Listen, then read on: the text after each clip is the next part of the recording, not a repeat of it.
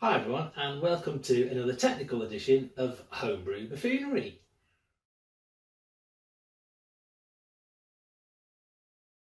Now today's not a brew day video, today is a technical video. So what I'm going to do is I'm going to show you the next step evolution in my mash tun. And if you've seen the other technical edition video, you'll know that at the bottom of this sparklingly good mash tun, come stock pot from a cheapy supermarket in the UK, there is a ball valve with a bazooka screen on it, and then there is also a splash guard for a pan that has been cut cunningly to fit absolutely perfectly in the pan, and I've got 3 coach bolts double bolted on through the screen, and it sits about yay far above the bottom of the pan.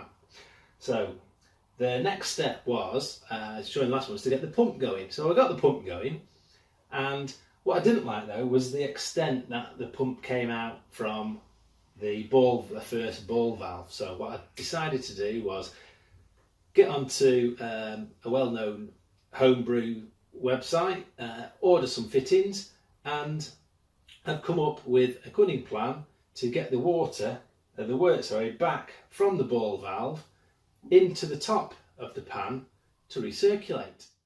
So what I have is 3 parts to add on to my mash tun.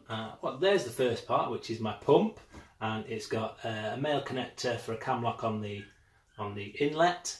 And then it's got a ball valve which controls the flow of the wort through the pump, and then it's got a female connector screwed in to the outlet. And what I'm going to do is I'm going to attach the pump to the end of the ball valve there, but I'm going to do it in a cunning way.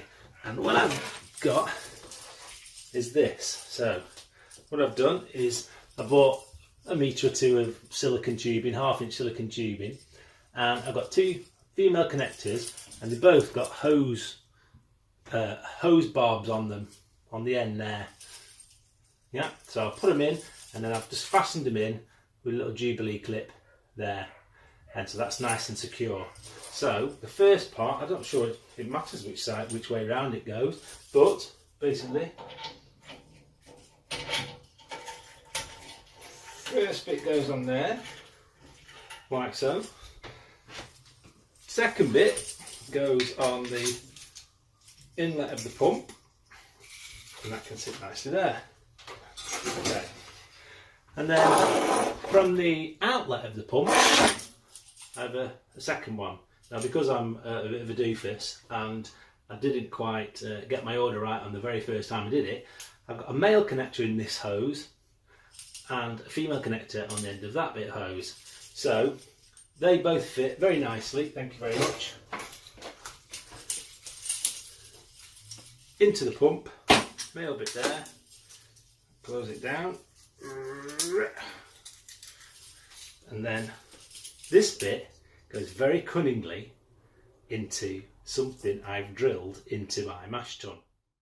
Okay, so there's the pump. We're going backwards now, and we go along the pipe there, into the female connector, onto the ball valve, and then if we look in the pan, you can see the bazooka screen there, and then this is my frying pan splash guard, which I've cut the handle off, and I've put 3 bolts through it.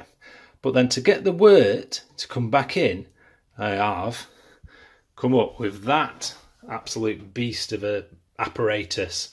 So what I have is I've got a male connection there, and then I've bought a 90-degree return, well, I don't know what you call it really, 90 degree anyway, and then there's a hose barb screwed into the end there. And so what I need to do is put this end with as little noise as possible onto there, and there's our system. So what I'm going to do is I'm going to open this full valve fully open. You can see the water gurgling out, hopefully. Is there any water gurgling out? Yeah.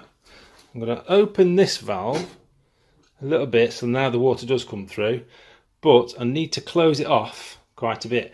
And you can see that the water, because of physics, the water matches the level in the pan, because that's how physics works. So I know that the water being above all this means that pump is full and it's not going to burn the pump out. So what I'm going to do is I'm going to close that off really quite a bit, and then 3, 2, 1, lift off. Let's open up a little bit. Come on, pump. Come on, pump.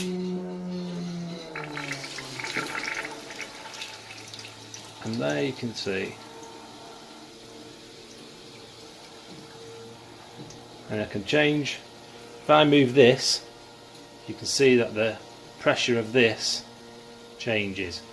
So I can open it and the pressure gets more, close it and it gets less. So for what I want, I think that's too much, so I'm going to close it a little bit more. And I think that is about where I need it. So what we have then is part 1 of my 2-pan mash and sparge and brew system completed and working, and yay. So let's quickly run through. So the water from the mash tun goes through the fully open valve with female connector cam lock there, through the pipe, female connector cam lock there, through the pump, a very slightly opened second ball valve to control the flow, back through the pipe into my snazzy little return valvey thing there, and then it just dribbles out, and hopefully that'll just fall into the mash really nicely, won't disturb the grain bread too much, and I should get a nice clear wort.